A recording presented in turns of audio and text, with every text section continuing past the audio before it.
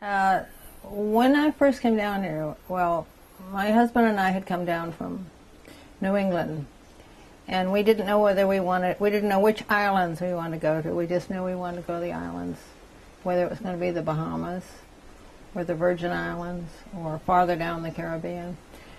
And so we were living on a boat at the time, and we had a very small boat, and I had 3 children, a 1-year-old, a 2-year-old, and a 3-year-old, and an 18-foot catboat. And we were going to sell that small boat and sell our house and buy a bigger boat.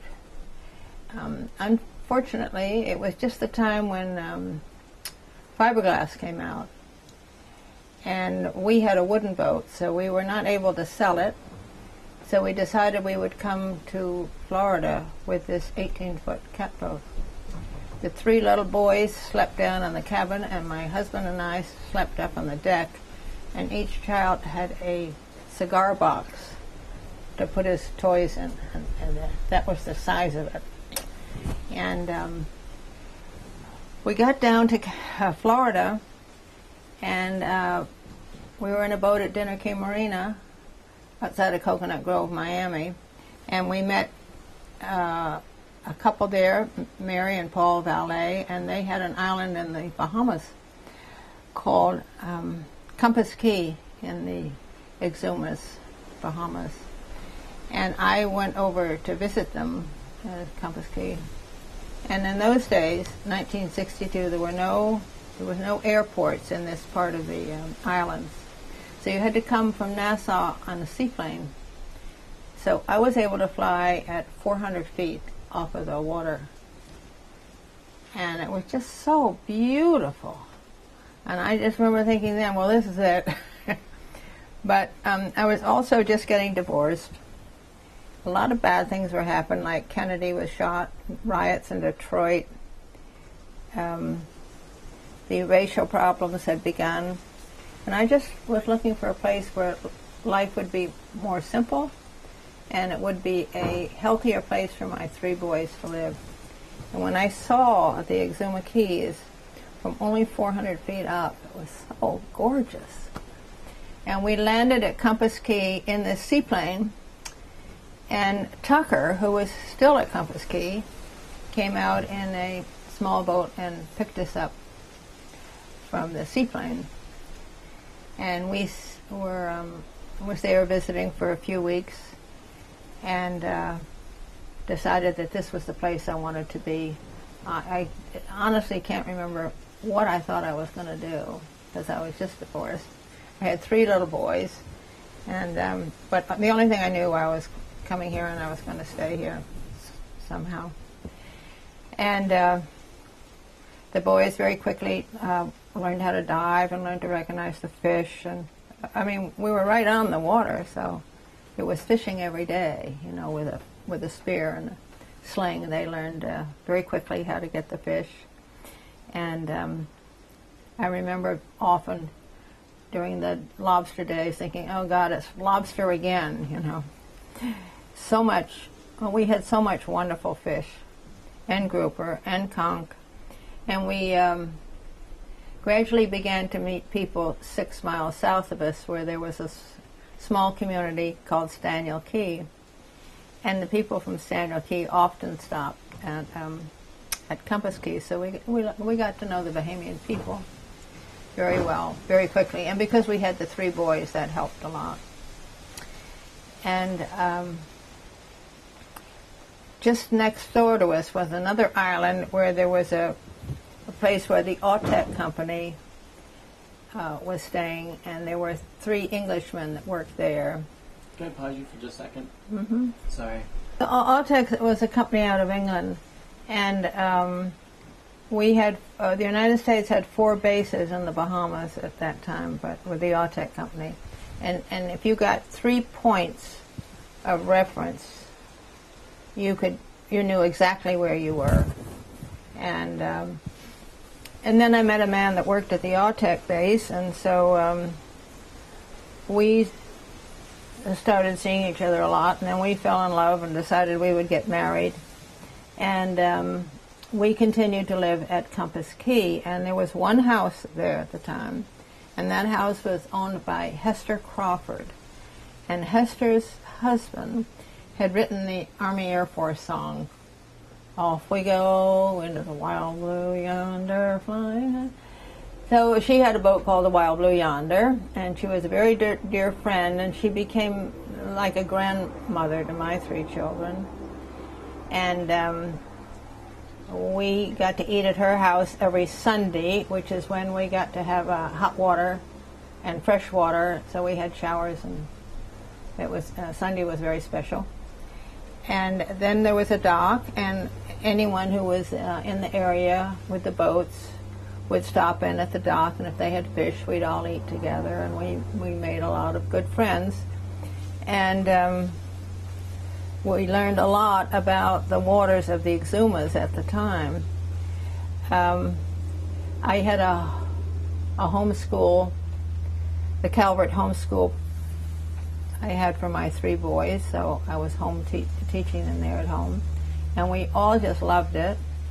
And then the closest settlement was Staniel Cay, 6 miles south. And in those days, having an 18 horsepower was kind of that was the main outboard. If you had a 25, then you were one of the upper class, usually the young men that wanted to go as fast as they could. A 25 was big in those days. And there were 2 other places where there were people living, and one was where the Mitchells live at Sampson Key, and another was on Fowl Key, and then you went on down to Staniel Cay. And once a week the mailboat came, and we ordered our food once a week. It came out from Nassau, landed at the dock at Staniel Cay.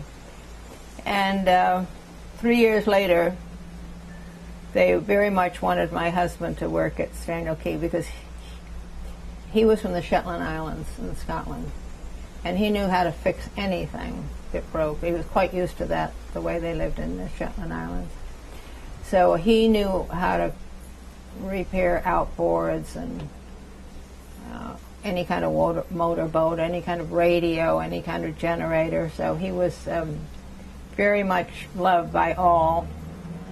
And we finally moved down to Staniel Cay, where there was a community, and my children went to school.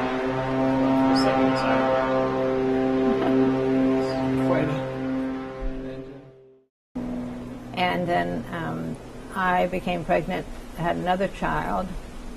So between the new baby and the 3 boys and my husband and I, we decided we needed to find some property and build a house, which we did at Staniel Cay. And in those days, we could work on our own house. Now, people aren't allowed to do that. But my husband would put electricity in someone's house, and then they would come down the next day and they'd build a wall or build a roof. So we took turns helping each other, the way life was then. And we had about 13 generators in the town. There were no roads, there was no telephone, there was no AC, there was no TV. And as far as I was concerned, life was grand. Because all that stuff is what I was hoping to leave and have more of a real life where you knew how much water you used every day, and you were much more aware of what life meant. And everybody was involved in helping each other. And we, fortunately for me, because of having the boy, we were the first white family that was living in the community with children. And I became very good friends with the parents because of the fact that we had children that we had to deal with together. And as far as the children in the community, we were on the other side of the island, and they just loved to come to our house because there wasn't any other place to go. It was just this small community with 11 houses, and then we had one yacht club for all the boats that came in, and we had 2 tiny little stores, and most of the local people, it was fish and rice. is what they ate. The salads were practically unknown. Steaks, no, that was all white people's food that came in gradually, but at that time it was just mainly fish and rice, seafood, and then the once a week meal boat, and gradually 3 of the people on the island bought planes. So bit by bit we got to have airplanes, and they built a little airstrip so that we were able to get to Nassau more easily than when we first came there. Well, one of the interesting things was the way my children taught the Bahamian children and the way the Bahamian children taught my children. Because my boys would run up to somebody's house and ask the mother, can Joel come out to play? Well, that wasn't anything that they thought about, because when they got out of school, they had to come home and they had to haul buckets of water, and they had to do work to be able to have the food and be able to have the water they need. So, but then they began to teach each other, because we had a little Optimus pram, and they'd want to go camping. Well, these Bahamian boys, going camping was unknown to them. So my boys hauled out all their Boy Scout little buckets and everything, and they began to go out in our boat.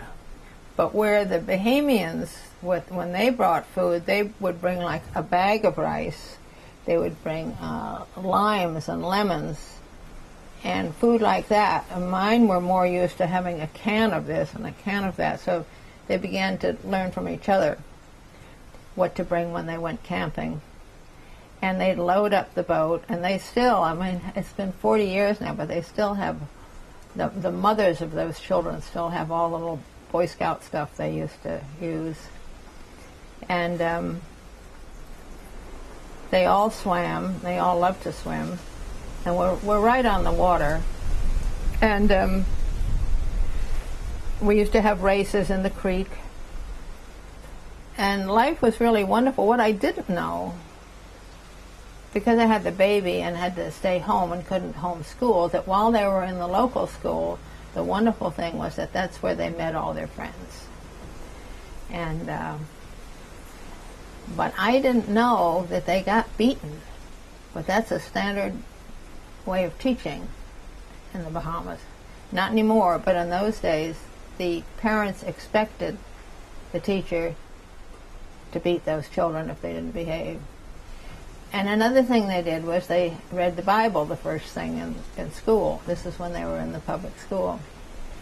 And when my son, Bobby, had to read one morning, he had to read from Nicodemus, and he didn't know how to read that word, so he called it Nicodidi. And they all broke out laughing, whereupon the teacher took him outside and everyone got beaten because of what my son had said, Nicodidi, and because they'd all laughed. But they didn't tell me that for years later, and they said, well, of course, because to be one of the boys, they had to get beaten, and then they're accepted. But still, they loved their school teacher, and the school was held in the church those days. We didn't have a regular school here. And then when the baby, who was a girl, was older, I was able to keep my boys at home and do school at home again, from way on the other side of the island.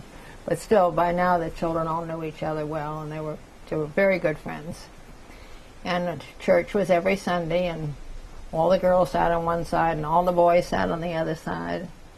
And the parents were there, and any little children were held by the parents. And if there was any fussing or screaming, there was a man with a whip. And you got a whip if you made any noise in church. So they learned from a very early age to be quiet in church.